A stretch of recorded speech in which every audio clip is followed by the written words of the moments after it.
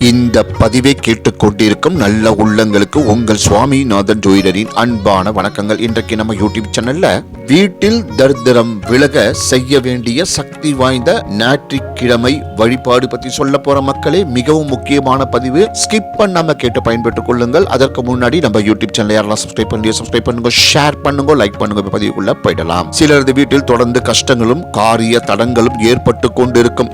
அதற்கு ஒரு தீர்வு பெற அவர்கள் எந்த முறையில் விளக்கு ஏற்றி வழிபாடு செய்தாலும் எந்த ஒரு மாற்றமும் நிகழாது. அப்படியானவர்கள் வருத்தம் அடையாமல் ஞாயிற்றுக்கிழமை செய்ய வேண்டிய வழிபாட்டு பரிகாரங்கள் இதோ.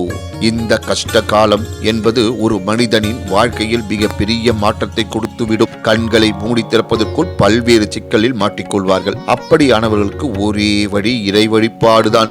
அதிசயமும் ஆச்சரியமும் நம் வாழ்க்கையில் நடக்க வேண்டும் என்றால் இறைவனை மனதார நினைத்து வேண்டுதல் வைத்தாலே போதுமானது. அப்படியாக வீட்டில் எதிர்மறை ஆற்றல் சூழ்ந்து இருப்பது போல் உணர்ந்தால் ஞாயிற்றுக்கிழமையில் வரக்கூடிய ராகு காலத்தில் வேண்டுதல் வைத்தால் இறைவனின் அருளால் எல்லாம் நல்ல விதமாக மாறும். காரணம், இந்த நாளில் வரும் ராகு காலம் அதீத சக்தி வாய்ந்ததாக கருதப்படுகின்றது. மேலும் இந்த வழிபாட்டை செய்ய ஞாயிற்றுக்கிழமை ராகு காலத்தில் மாலை 4:30 மணியிலிருந்து 6 மணிக்குள் காளியம்மன் ஆலயத்திற்கு செல்ல வேண்டும்.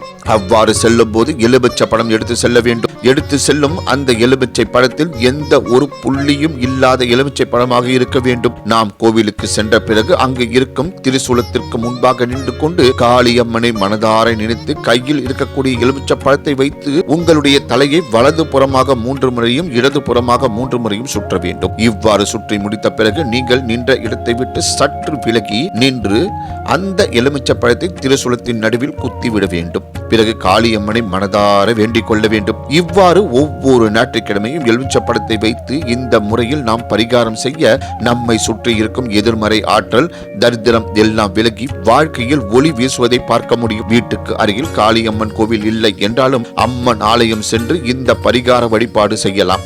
ஆன்மீகத்தில் எலுமிச்சை பழம் என்பது சக்தி வாய்ந்த ஒன்றாக கருதப்படுகின்றது. எலுமிச்சை பழத்திற்கு எப்பேற்பட்ட தீய சக்திகளையும் அழிக்கும் சக்திகள் உண்டு. ஆதலால் இந்த வழிபாட்டை மனதார செய்யுங்கள். உங்கள் வீட்டில் இருக்கும் கெட்ட சக்திகள் எல்லாம் அடியோடு விலகுவதை காண முடியும் என்று கூறி இந்த சிறப்பான ஆன்மீக பதிவை நிறைவு செய்கிறேன். நன்றி, வணக்கம், வாழ்க வளமுடன்.